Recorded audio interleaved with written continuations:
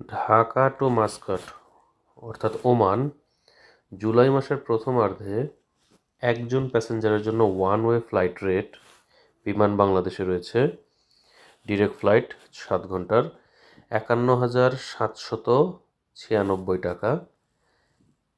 একজন মানুষের জন্য ডিরেক্ট ওয়ান ওয়ে ফ্লাইট, এটি রিটার্ন সহ নয়, এটি ওয়ান ওয়ে ফ্লাইট, সর্বনিম্ন 51,000 এবং এরপরে ভাড়া বাড়তি আছে।